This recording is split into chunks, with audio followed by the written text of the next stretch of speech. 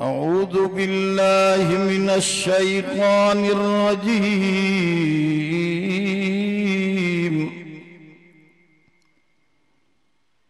बिस्मिल्लाहिर रहमानिर रहीम। वमा काना अल्लाहु लियुअज़्ज़िबहुम व अंत फ़ीहिम वमा काना अल्लाहु मुअज़्ज़िबहुम वहुम यस्तग़फ़िरून।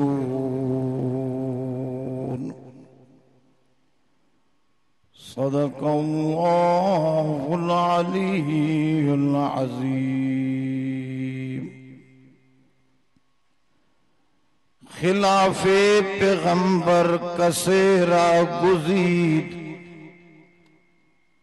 के हरगिज़ बमंज़ल न ख्वाहद रसीद। महालस्त सादी के राहे सफा तो रफ्त जुज़बर पे मुस्तफा। अगर जन्नत में जाने का इरादा हो तमामी का तो गले में डाल लो तो के मोहम्मद की गुलामी का। उन्हीं की मतलब की कह रहा हूं,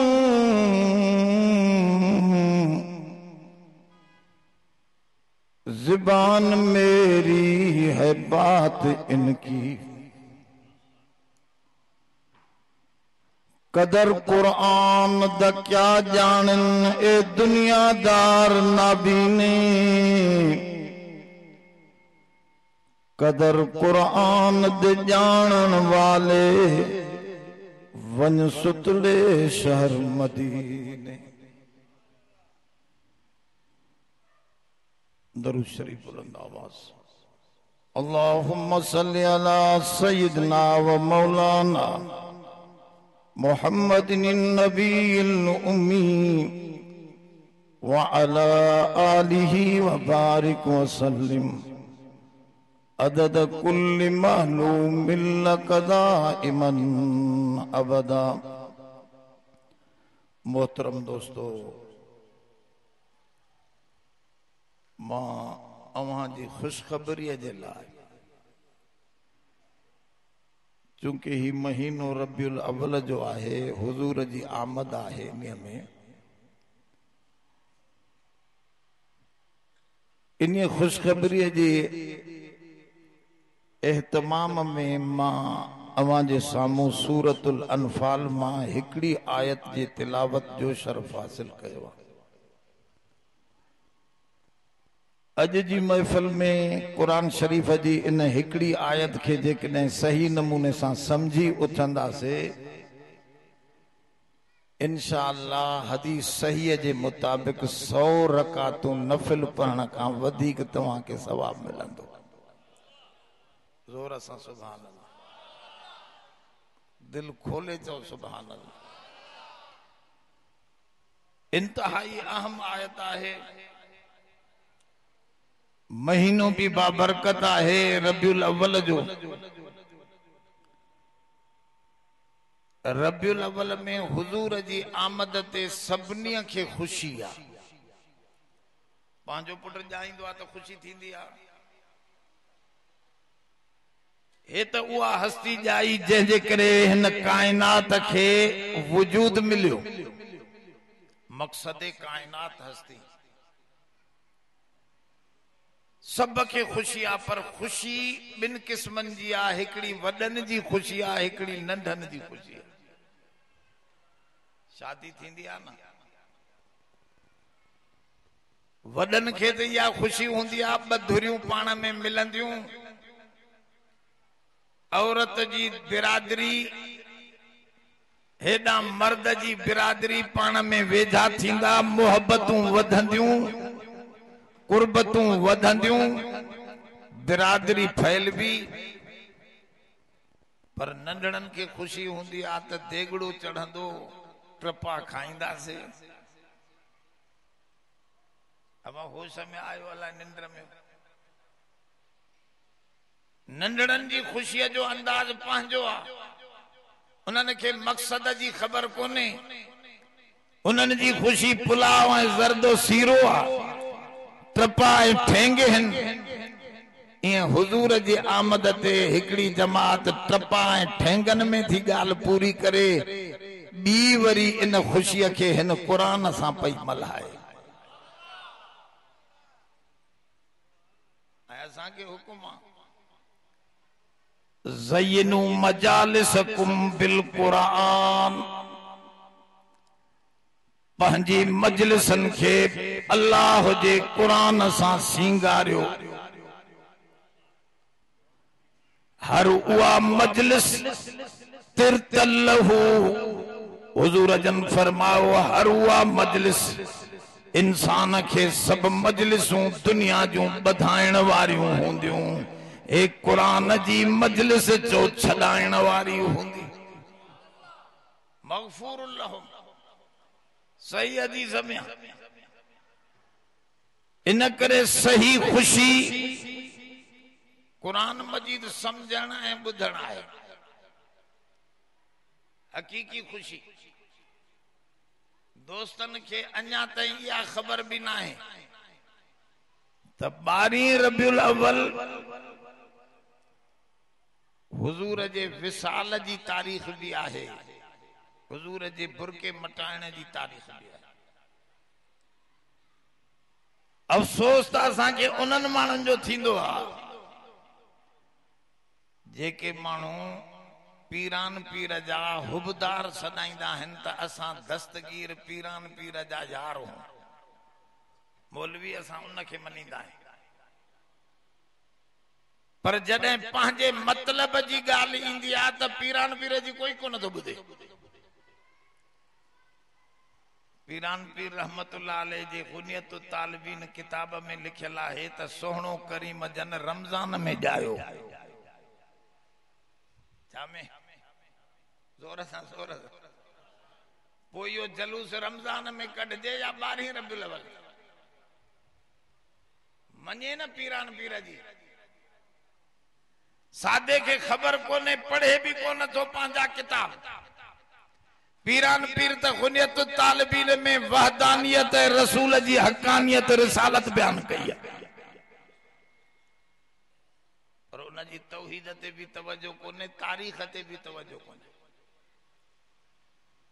हिकड़ा वरी चवन था अहमद रजा खान साहब बरेलवी, बरेलवी भी शायर आ, देवबंद भी शायर आ। बिनिया में मदरसा हुया।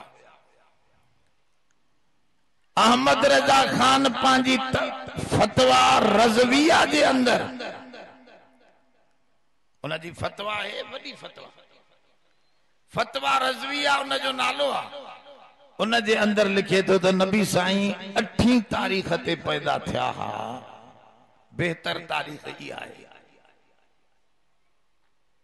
गाल समझो साल न अहमद रजा जी बुधन था, न पीरान पीर जी बुधन था, जेका पंहिंजे मन में आई उन ते था जलूस हलाइन। गाल थोड़ी समझो, या खुशी जो सही अंदाज ना है। पंहिंजे मन ते दीन त कोन ठहंदो। दीन मुंहिंजे तो जे मन जो नालो ना है, दीन आहे असांखे अकाबिर खां, अल्लाह वारन खां, सहाबा खां, हुजूर जी ज़ात बाबरकत खां। त दीन तो वो वठबो। मुस्लिम शरीफ जी सही हदीस में लिखियो पियो आहे, सही हदीस ज़ईफ भी ना है। हुजूर जन सूमर जे ॾींहं जो रोज़ो रखंदा हा, सूमर जे ॾींहं जो रोज़ो रखंदा। हिकिड़े साहबी अर्ज़ कयो, अल्लाह जा रसूल सूमर ते रोज़ो छाजो रखंदा आहियो? पाण फरमाऊं फीह वुलिदतु, इन्हीअ में मूंखे पैदा कयो वियो। इन खुशी में इन शुक्रिये में मां अल्लाह जो रोजो रखंदो आहियां। हुजूर जन मीलाद पंहिंजो मल्हाइण जो तरीक़ो नेकीअ सां ॿुधायो। रोजो रखण चाहे ॻाल्हाए जो असली जोर सां नेकी आ न, त्रपा ॾियण नेकी आ छा? नबीअ जो चवण वठण, नबीअ जो कयल कम करण जो सुन्नत ऐं नेकी आ। नबी साईं मीलाद जो रोज़े सां मल्हायो आ। छा सां मल्हायो? ऐं साल में हिकु दफ़ो नबी खे यादि कजे। हर आन यादि कजे, हर घड़ी यादि कजे। सुबंदा कीअं हा, उथंदा कीअं हा, खाईंदा कीअं हा, वापार केड़ो ॾसियऊं, केड़ो हलाल केड़ी शय हराम, हर घड़ी घड़ी चो शरीयत जी जरूरत आ जेका सोहणे मोहम्मद ज़बान सां अमल सां असां खे ॿुधारे विया। अब असां खे हर घड़ी जरूरत, पर कम अज कम सूमर जो ॾींहुं साल में हिकु दफ़ो ईंदो आहे न। ॻाल्हायो न, साल में हिकु दफ़ो ईंदो आहे सुबह, हर हफ़्ते हुजूर जो मीलाद तोखे मल्हाइणो आहे त रोज़े सां हर हफ़्ते सूमर जे ॾींहुं। साईं मौला मोहम्मद कासिम साहब ताज़ो थी आयो आहे, तव्हां बि खोड़ माण्हू विया हूंदव। सूमर ते ख़मीस जे ॾींहुं अरब शाम जो रोज़े जे महल वॾा थरमाश खारकूं खयूं ईंदा आहिनि त हर हफ़्ते उहे रोज़ो रखी सोहणे मोहम्मद जी सुन्नत निभाईंदा आहिनि। सही तरीक़ो त इहो आहे। ऐं रोज़े में मुंहिंजो ख़्याल आहे खाइणो पवंदो आहे ॾींहं जो, ॻाल्हायो न। रोज़े में देगड़ो चाढ़े ॾींहं जो खाइबो न, सीरो चाढ़े। रोज़ो न खाइण जो नालो आ, न पीअण जो नालो आ। दोस्त मीलाद मल्हाए थो चो खाइण पीअण सां, नबी मीलाद मल्हाए थो रोज़े सां जंहिंमें न खाइणो आ न पीअणो आ। काॾे मोह मेहरा जो, काॾे अलहयार, काॾे साईं जो तरीक़ो, काॾे असांजो अंदाज़। इन करे दोस्तो हुजूर जो शान समझणो हुजे त कुरान जो तर्जुमो पढ़ो। हे कुरान इल्मी किताब आहे त सोहणे मोहम्मद जी जिंदगी अमली किताब आहे। हे इल्मी कुरान त सोहणो मोहम्मद अमली कुरान हो। सोहणो मोहम्मद करीम अमल जो कुरान। ऐं साहबा किराम नबी साईं खे कुरान सां मुशाबियत भेट ॾिनी आहे। बुखारी शरीफ में आहे हुजूर जो आखिरी वक्त हो, पाण फरमा मुर्रू अबा बकरिन फल युसल्ली। अबू बकर खे चओ त मुंहिंजे मुसल्ले ते भी नमाज पढ़ाए, मूंखे तकलीफ़ आहे अॼु मां नमाज पढ़ाइण नथो अचां। अबू बकर खे चओ त उहो मुसल्ले ते बीहे। असां अदकाना आहियूं, ॿिनी यारनि खे मञींदा आहियूं, हिकिड़े खे बिस्तरो ॾेई वियो, हिकिड़े खे मुसल्लो ॾेई वियो। होश में आयो अलाए न। अली साईं खे हिजरत जी रात बिस्तरो ॾेई वियो त तूं बिस्तरे ते मुंहिंजे ते सुम्ही पओ, ऐं काफ़िरनि जूं अमानतूं सुबुह जो वापसि करे पोइ मदीनो हलियो अचजांइ। चो सोहणे अलीअ खे बिस्तरो मिलियो, मुंहिंजे अबू बकर खे चो मुसल्लो मिलियो। हुन खे सुम्हारे छॾियईं, अबू बकर साईं खे बिहारे छॾियईं। हिकिड़ो सुतल आहे, ॿियो बीठल आहे। थोरो तवजो आहे, अलाए फर्क़ु आहे थोरो न। हिकिड़े खे चयईं त अमानतूं काफ़िरनि जूं मां वटि पयूं आहिनि, मां अमानतदार नबी आया, काफर मुंहिंजा दुश्मन हिन, पर उन्हनि जूं अमानतूं ज़ायो न कंदुसि। अली ये अमानतूं सुबह जो इन्हनि काफरनि मुंहिंजे दुश्मननि खे बि पुॼाए ॾिजई। मां काफरनि जी अमानत बि ज़ाय करण वारो न आहियां। ॻाल्हि सम्झो था? अलीअ खे अमानतूं ॾिनई त काफरनि खे वापसि कजाई, ऐं अबू बकर खे चई त तोखे खिलाफत जे मुसले ते बीठो आं, तोखे मुसलमाननि जी खिलाफत जी अमानत ॾिनियूं थो वञा। उन्हनि खे काफरनि जी अमानत, हिन खे ज़ोर सां साबित थो चवे। अबू बकर साईं नमाज पढ़ाई, बुखारीअ जी हदीस सहीह में मौजूद आहे। हुजूर जन खे थोरो इफ़ाक़ो थियो, दिल में ख्याल आयो त पंहिंजी उम्मतनि जी नमाज त ॾिसां। पर्दो हुजूर जो रोज़ो अॼु बि मस्जिद जे बिल्कुलु करीब आहे। उन वक़्त बि ईअं ई मस्जिद सां गॾु हो नबी साईं जो कमरो, पर्दो परे करे ॾिठऊं। सहाबा चयो असांजो अखियूं टेॾियूं फिरी वयूं सोहणे करीम खे निमाज़ में ॾिसण जे लाइ। हिकिड़ो साहबी थो चवे मां ॾिठो चङी तरह ते हुजूर मुंहिंजे भिक में मां वेठो बीठोसि, पर्दो परे कयो, हुजूर जो चेहरो जो ॾिठुमि का अन्नहा वरकतु मुसहफिन, मूंखे ईअं नज़र आयो ॼण क़ुरान शरीफ़ जो वर्क पियो समके। माना क़ुरान सां सहाबा तशबीह नबी साईं खे ॾिनी आहे। अहिड़े साईं जन खे बि कई माण्हुनि न मञियो। तंहिंजे करे जेकॾहिं यार तव्हां खे न मञनि त घबराइण जी ॻाल्हि नाहे। नबी बि हक़ ते ॼमियो रहियो, तव्हां असांखे बि तौहीद वारे रस्ते ते ॼमी रहो। इंशाअल्लाह ॻाल्हि हक़ जी बीहंदी। नबी साईं खे पत्थर पिया वसाइनि, चैन पिया कुरान भी गलत आ, नबी भी गलत। बुधो बुधो हाने आयत ते अची विया आहिनि, कुरान शरीफ़ जी आयत ते दुआ केड़ी पिया घुरनि उहे काफ़िर जेके नबी जा मुखालिफा पत्थर पिया हणनि। अबू जहल वारा दुआ केड़ी पिया घुरनि? अमतिर अलैना ऐ रब्बे ज़ुल जलाल, असांजे मथां बरसात वसा।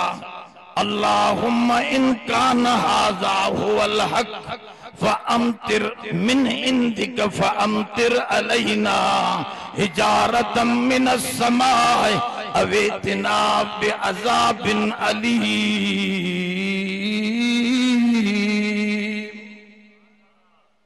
जोर सां सुभान अल्लाह में सुस्ती। गाल समझो, थोड़ी तवज्जो सां वेही। कुरान शरीफ हाने अची वियो।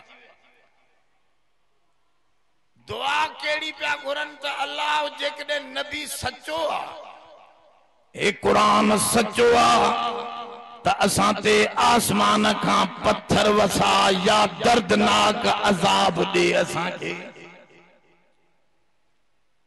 माना उन्हनि खे पक ठकी त नऊज़ बिल्लाह नबी साईं सचो नाहे, तॾहिं त अहिड़ी दुआ पिया घुरनि त असां ते पत्थरनि जो अज़ाब वसा। अवेतना बिअज़ाबिन अलीम, या असांखे दर्दनाक अज़ाब दे। या दुआ सही पिया घुरनि। अब केर न के सही तो समझे? समझो अथा कुछ तो दुआ तो गलती, दुआ तो इं घुरण खपंदी उन्हनि खे। एहदिना अला सिरातिम मुस्तकीम। ऐ रब जेकॾहिं ही कुरान सचो आ, हे नबी सचो आ, त असांखे भी इन सच्चे सिधे रस्ते जी हिदायत अता फरमा। असांखे भी इन लाइन सां लगा जाते सोहणो मोहम्मद ऐं कुरान वञी जन्नत में बिहन। असां भी पोइ लगी कंदे उन जे पोयां जन्नत पहुची वञूं। दुआ त ईअं घुरणी आहिनि, पर छा पिया घुरनि त असांजे मथां छा वसा? ॻाल्हायो ॻाल्हायो त जट समझे।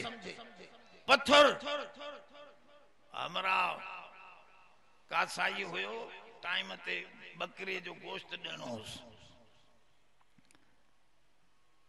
पोइ वीचारे खे काती न पई लभे, ॿारनि खां हेॾे होॾे करे छॾी।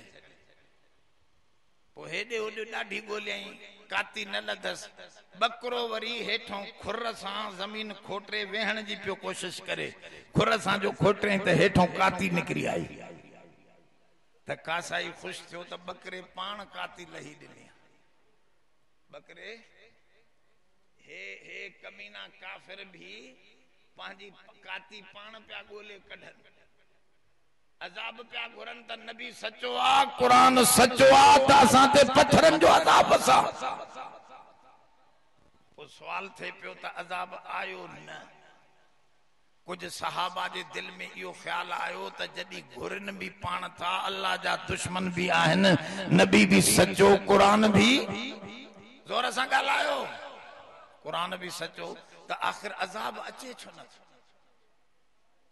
इन्हीअ जे जवाब में अगली आयत जेका मां तिलावत कई आहे उहा पढ़ी अल्लाह ताला जवाब में आंदी त घबरायो न अजाब ईंदुन थोड़ी देर आहे हाली अजाब जो मौक़ो नाहे हिन करे मा कान अल्लाहु लियुअज़िबहुम व अंत फीहिम नाहे अल्लाह जो अजाब करे इन्हनि जे मथा जो अञा तू भी मक्के में थो रहे तुझे वजूद जे करे मां किए अजाब कया तू त रहमती रहमत आहे तुझी रहमत के दिसंदे मां काफर के भी अजाब न थो कया गाल समझो गाल हुजूर जे ज़ाहिरी वजूद जे करे ज़ाहिरी वजूद जे करे उन्हनि काफरन ते अजाब नथो थे जेके अजाब खुद घुरन पिया रब तो फरमा मा कान अल्लाहु लियुअज़िबहुम व अंत फीहिम तू इन्हनि में आहे तो जे करे अजाब किए कंदुस जदे तोखे हितां कढां हे अकेला थियन मोमिन भी निकरी वजन नबी जा पोलग भी निकरी वजन पाणे बदर में इन्हनि सभिनी सरदारन के यो अज़िबुहुमुल्लाहु बिअयदीकुम तव्हांजे हथन मुसलमानन जे हथन सां इन्हनि के अजाब करे दुनिया के ॾेखारींदुसि त नबी भी सचो आ कुरान भी सचो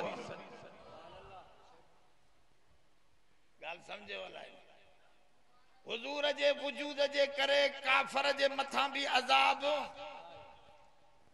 अब रहमत एडी जो दुश्मन ते भी अजाब नबी जे करे जोर सां हाने थोड़ो अगते हलो अल्लामा इब्न कय्यिम रहमतुल्लाह अलैहि वडो मुहक्किक आलिम वो तो फरमाए काफर अजाब घुरे थो पर नबी जे करे उनके अजाब नथो थे त जै मोमिन जे दिल में नबी जो नक्शो नबी जी सुन्नत नबी जो प्यार पयो आ इन मोमिन के रब किए अजाब कंदो जदे काफिर दुश्मन के भी हुजूर जे करे अजाब नथो थे अब आहे न वडी खुशखबरी ओ चई कह अल्लाह वारे चयो कंहिंजो महबूब मोबाइल में तस्वीर पई थस कंहिंजे महबूब जी तस्वीर फोटू अखबार में आयो कटे करे रखी छॾियईं खीसे में पर चे तो मुझे महबूब जी मोहब्बत मुझे दिल में पई आहे जब जरा गर्दन झुकाई देख ली मुझे महबूब जी मोहब्बत रसूल जी मोहब्बत मुझे सीने में पया जदे अखियों बूटे मां ओडे तवज्जो कंदो आया त महसूस कंदो आ सोहणो रसूल वेठो आहे उन जे सहाबा चहरी थी नजर अचे अब जे सीने में हुजूर हुजे इन के अजाब की थी गाल समझो था तवज्जो आए नबी जी मोहब्बत रखो वडे में वडो निजात अजाब खां बचाइण जो सजो सिस्टम रब इन्ही आयत में बुधाए छड़ियो त मुसलमानो हुजूर सां प्यार रखो इन जी माना या ना है त पुत्र सां प्यार न कर जाल सां प्यार न कर माल सां प्यार न कर जमीन सां प्यार या माना न सब सां प्यार कर इन्हनि प्यार जे लाइ हुक्म त घरवारीअ सां बि प्यार कर, बचड़नि सां बि प्यार कर, ग़रीबनि सां बि प्यार कर, पर अल्लाह जे रसूल सां अशद हुब्बन लिल्लाह जॾहिं टक्कर थे त रसूल जे प्यार खे मथे खणण जो नालो वॾो प्यार ईमान आहे।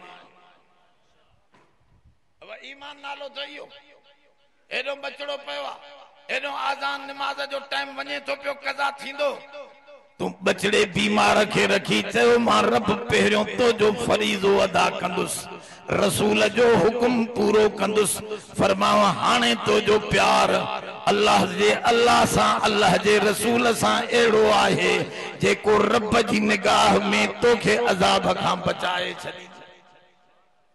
एॾो माल आहे, खीर ॾुहण जो टाइम, एॾो आज़ान जो आवाज़, तुझो हाली बि मां नमाज पढ़ी अचां, रब ॾिसी रहियो आहे पंहिंजे बाननि खां, ला याज़ुबु अन्हु मिस्क़ाल ज़र्रा, क़ुरान में फरमाए ज़रो भी मुंहिंजी निगाहनि में ग़ाइब न आहे, मा तस्कुतु मिन वरक़तिन इल्ला हुवा यालमुहा, कोई वण जो पन भी किरंदो आहे त रब खे ख़बर पवंदी आहे। तूं जॾहिं मेह खे छॾे, खीर खे छॾे, दुकान खे छॾे, ज़मीन खे छॾे, नौकरीअ खे छॾे, रब जी दरबार में हाज़िरी भरी, रब ॾिसी रहियो आहे, फ़ैसिलो करे थो पियो तुंहिंजे लाइ त तुंहिंजी दिलि में मां अल्लाह मुंहिंजे रसूल जे हुकुम जी वॾो मोहबत ऐं प्यार जो मामिलो पियल आहे। इहो प्यार मतलबु शादीअ में रस्मनि खे छॾियो, रसूल जे हुकुम खे मथे कयो। रस्मूं भी माण्हुनि खे प्यारियूं आहिनि, अदा असांजी रस्म बाबा, रस्म जॾहिं रसूल सां टक्कर खाए, जेका रस्म शरीयत सां मुक़ाबलो करे, चो उनखे छॾे करे कंहिंखे खणबो, नबीअ जे तरीक़े खे खणबो, हथ मथे करे ऐलान कयो इंशाअल्लाह कंहिंखे खणबो। इहा ॻाल्हि आहे। अल्लाह साईं तो फरमाए मा कान अल्लाहु लियुअज़्ज़िबहुम व अंत फीहिम, नाहे अल्लाह जो अज़ाब करे तव्हां खे जो तव्हां जे अंदर सोनो मोहम्मद हुजे, उन जी सुन्नत हुजे, उन जो प्यार हुजे त तव्हां ते अज़ाब। ऐं ॿिए नंबर में ॿी भी ॻाल्हि ॿुधाए थो त कमियूं पेशन में त हर को इस्तग़फ़ार कंदो आहे, माफ़ी वठंदो आहे। हिकड़ी अहिड़ी शइ आहे जंहिंखां माण्हू माफ़ी न वठंदा। तव्हांखे ख़बर हूंदी, हेॾे तवजो कयो त मां हिकड़ी अजीब ॻाल्हि करे बस ॻाल्हि ख़तम थो कयां। उलमा आहिनि घणा, आदम अलैहिस्सलाम खे अल्लाह ताला कुछ पावर्स ॾिना त ही कम इख्तियार तोजे में थो ॾियां। शैतान खे भी पावर ॾिनई त तूं भली बरगलाएस, पोइ भी मुंहिंजो रहियो त मां हिन खे मथे खणंदुसि। शैतान परेशान थी, मां आखिरी हदीस जो हिस्सो तो पढ़ा, परेशान थी अल्लाह जे दरबार में आयो त साईं मूंखे पावर कुछ वधाए दे, मां हिन खे भुलायां जीअं। अल्लाह साईं फरमाओ यजरी क मजरे दम, तू इंसान जे अंदर ईअं हलंदे जीअं रत खून हलंदो आहे, रगुन में तोखे अंदर वेहण जी इजाजत ॾिनम। आदम खे ख़बर पई भेणा ॿाहिरे दुश्मन खां त चौकीदार विहारबो, हे त अंदर घर जो दुश्मन थी वियो, हाणे काॾे वञूं? जो कुफरज काब बरखेज़त कुजा मानद मुसलमानी, जो जंगज खान बरखेज़त कुजा मानद निगाहबानी, घर जे चोर खां बचाओ। दोस्त हिकिड़ो घोटकीअ में मूंखे चए पियो साईं मां कमरे जी हुड़की भी ॾेई पवंदो आहियां, ज़ाल भी पई हूंदी आहे, हुड़की ॾेई पवंदो आहियां, चोलो टंगी रखंदो आहियां, खीसे में पैसा पिया हूंदा आहिनि, सुबुह जो कुछ खुटल हूंदा आहिनि, इहो जिन मां जो खणी थो वञे। मां चयो मतां जिनड़ी तवारी ज़ाल हुजे, घर जे चोर खां बचाव त ॾुखियो आहे। असां उहा कुंड पासे में तूं गुसल खाने में तबी कढी वेंदई, तोखे ख़बर कोन पवंदी, हुए न ॾींदेसि त अहिड़े नमूने सां उहा कम हलाए वेंदी पंहिंजो। त घर जो चोर शैतान बणिजी वियो। आदम अलैहिस्सलाम जो भगो रब के चई साईं हिन चंड्रे के अंदर विहारे छड़ी माखे भी तो को पावर दे हथियार दे त मां भी हणास त पयो न साईं हे त मुके दिसण में भी नथो अचे त रब साईं फरमाओ आदम तू भी घबरा ना मां करीम रब आया तो सा मेहरबान आया तोखे एड़ो हथियार दियां तो पयो एड़ो हथियार 100 साल तो खां बुराई कराए 1000 साल तो खां बुराई कराए एकड़े दिए तू चयो अस्तगफिरुल्लाह सब चो अस्तगफिर अल्लाह मुखे माफ कर मुझो कमियों कोताहियों माफ कर अल्लाह से फरमा छड़ो एतरो लफ्ज तू चौंदे माखे माफ कर मां इन जे 1000 साल 100 साल जी मेहनत ते पानी फेरे वरी भी तो दिला जन्नत लिखी छड़ी गाल समझो वडो पावर मिलियो आदम के हाने मसलो हो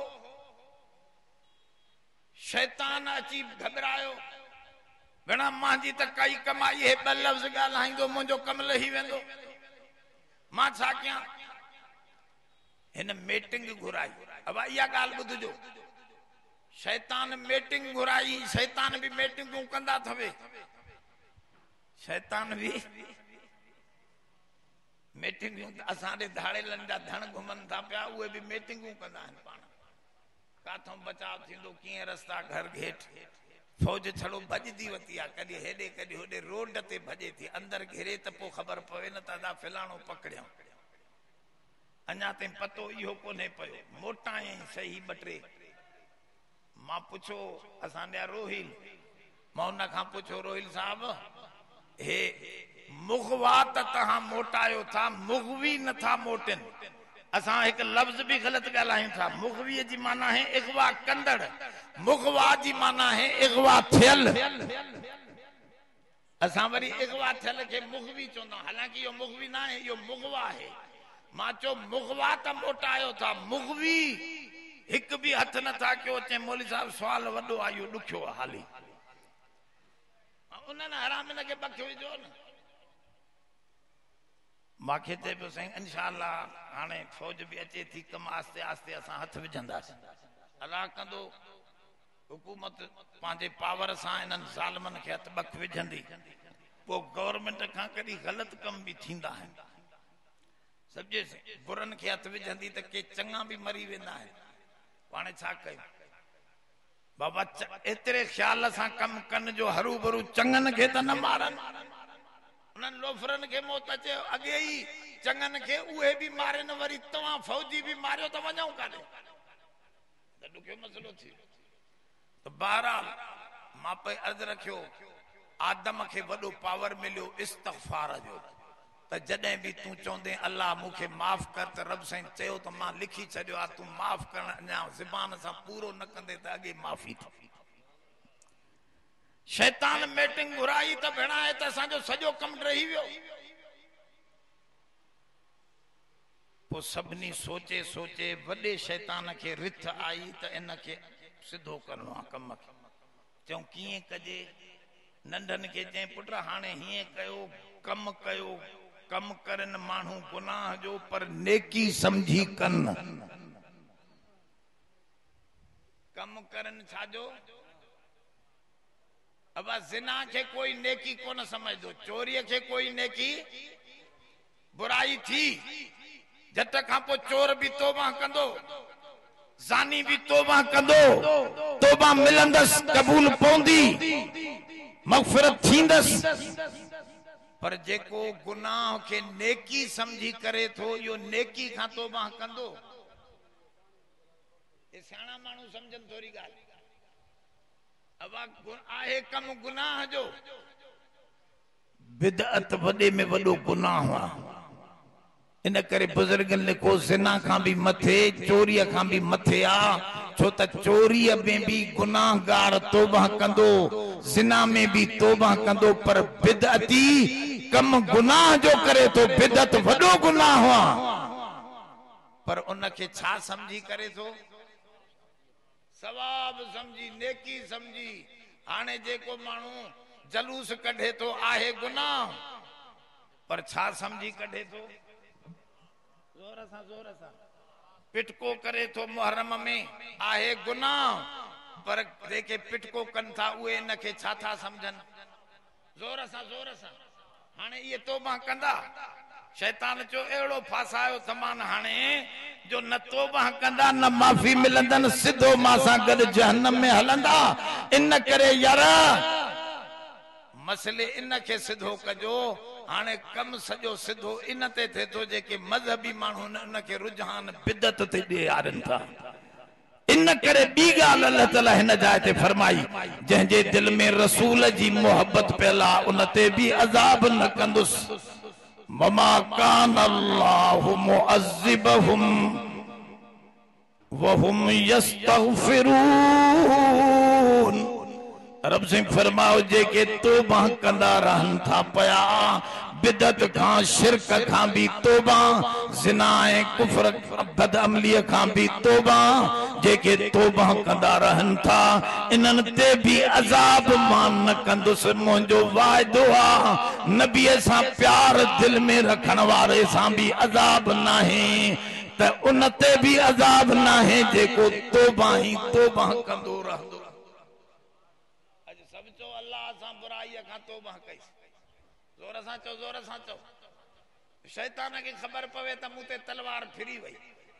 अब सब चो त असां अल्लाह खां सभनी पंहिंजे गुनाहन जी तौबा था कयूं, माफ़ी था घुराऊं, पोइ असां भुल में क्या आहिनि, ॼाणी वाणी क्या आहिनि, असां खां ईअं थी विया आहिनि या कराया विया आहिनि। अल्लाह सभनी खां असां तौबा था चओ, सभनी खां असां शैतान मरी वियो।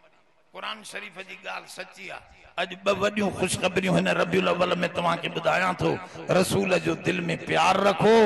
ए प्यार वो जो सोहणे समझायो आ, यो प्यार ना है टपा ठेंग देन। बुधो एकड़ो मिसाल दिया,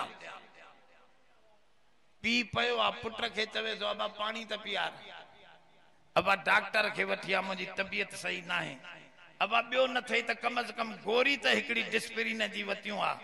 छोरो वरी अबे जो बुधे कुछ को न थो, बाहर निकरी चे थो अबो जिंदाबाद, ट्रपा दे तो अबो जिंदाबाद, अबो जिंदाबाद। असे ओ ये वतवा जलूस कढंदो, जदी अबो चवेस तो गोरी वठिया चे तो गोरी को न थो वठी अचे, चवण असली न थो वठे, बाकी अबे जा नारा डाढा लगाए। यो अबे जो फरमा बरदार आ, बेफरमान जोर सां ॻाल्हायो। ओ यो मसलो आ, न नमाज पढ़े तो, न अबे सां हुजूर सां प्यार थो रखे, न हुजूर सां मोहब्बत जो वो अंदाज, न दाढ़ी, न सीरत, न सूरत, न खालो, न खत। तेरा नाम महबूब गुफ्तन गलत, ओ चरिया तू गलत कम थो करे। सोहणे जे चवण ते प्यार अथी त नबी जे चवण ते सूरत भी बना, सीरत भी बना। दुआ है अल्लाह मुझे हाज़िरी कबूल फरमाए। आखिर दावाना अल्हम्दुलिल्लाह रब्बिल